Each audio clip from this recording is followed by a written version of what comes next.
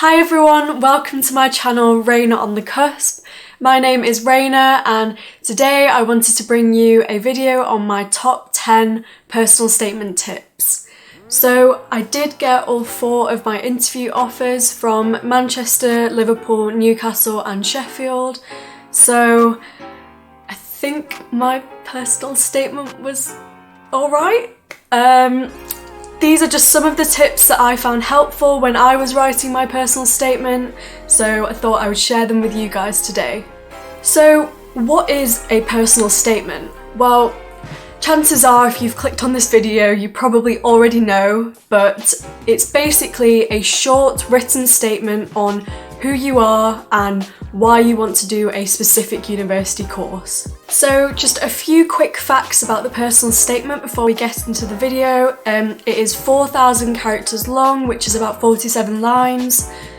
You write one personal statement for all of your university choices, so don't write it targeting a specific university in mind. And the deadline on UCAS for dentistry applications is usually always around the middle of October each year. So my first tip is to have clear and legitimate reasons as to why you want to do dentistry. This is the basis of the whole personal statement and it's the question that you should keep referring back to. So this is most commonly written about in the first paragraph of your personal statement, so try not to make it too cliche or make it sound like you're telling some long-winded story. Just try and be honest in this first paragraph and it should read really nicely.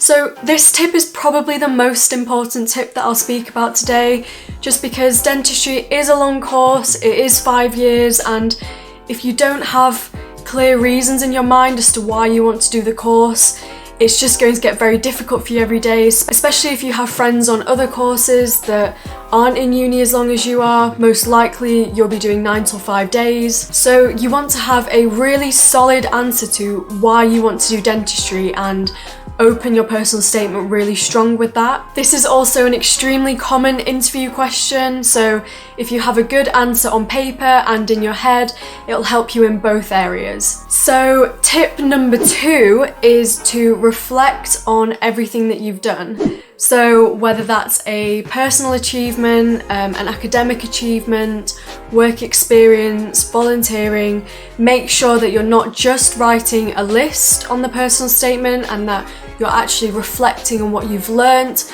and what skills you've gained from doing those things. And you also have to continue to reflect on everything that you do in dental school, so this is just a really good skill to have anyway. So this brings me on to my third tip, which is when you are reflecting on everything that you've done, make sure you are linking it back to dentistry and the qualities of being a dentist. So some of the qualities of being a dentist are communication skills, manual dexterity, leadership, team working. So I would start by looking at what the qualities are online and making a list of them. Don't just say that you've done 2 weeks of work experience at your dental practice.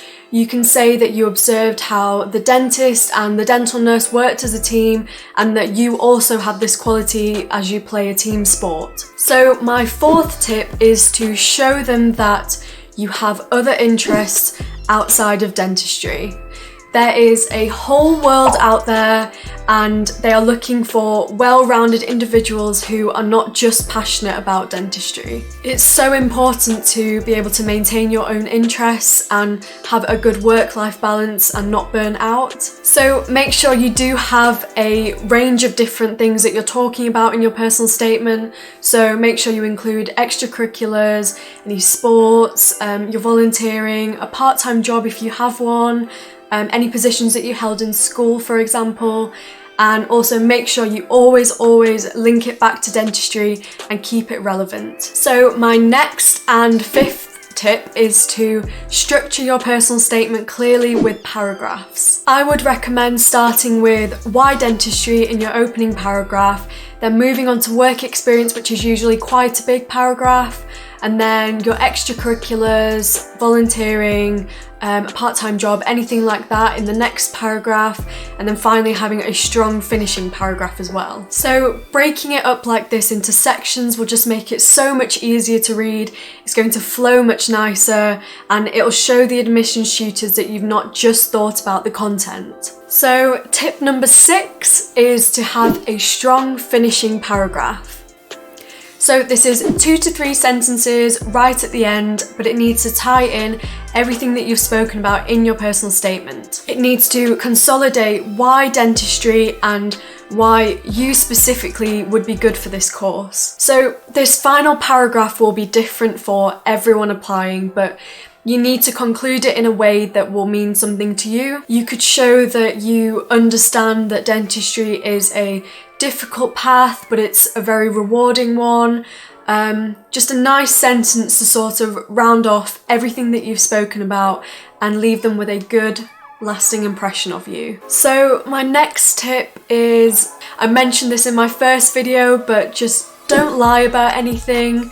It's really not worth it, and you'll probably be found out at interview, especially if you get an interviewer that is interested in something that you've written about and then asks you questions.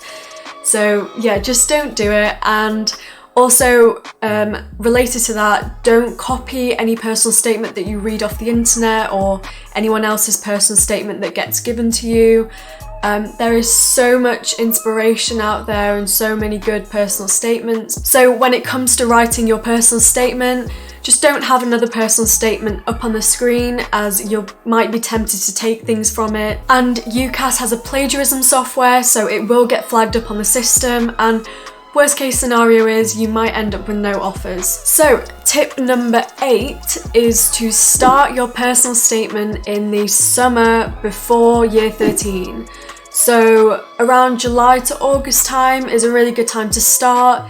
This will give you 2 to 3 months to really refine your writing and produce multiple drafts. It also gives you a chance to start over if you're not happy with anything and account for any problems that you might face. So definitely don't leave it till September or even October.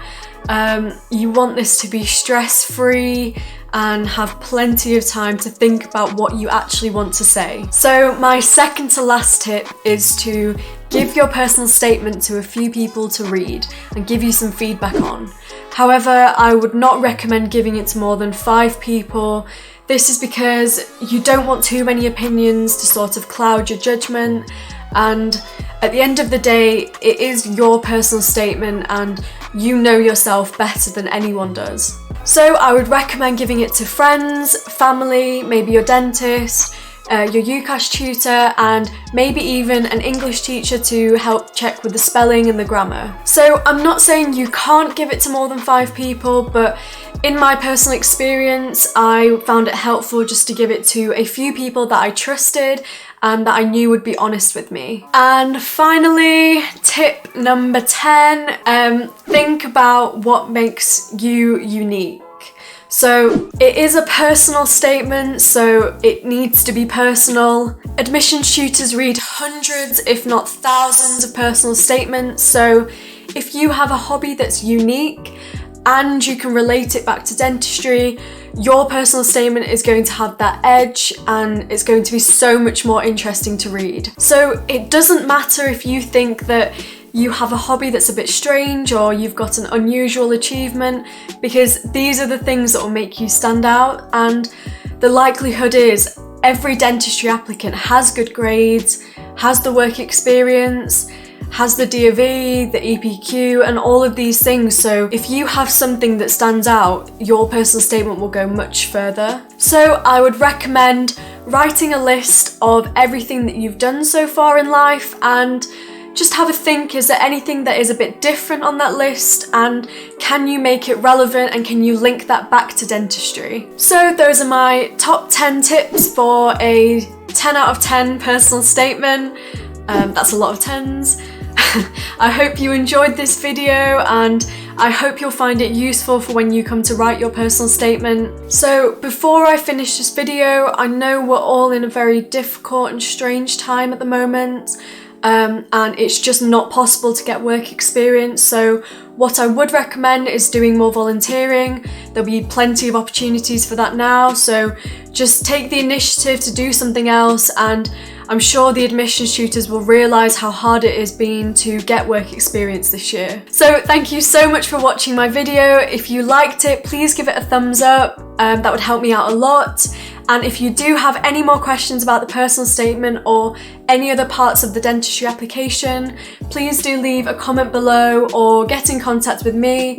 I'm on Instagram at RainaOnTheCusp. And if you want to see more content like this, please do subscribe to me, and I will see you all next time. Bye!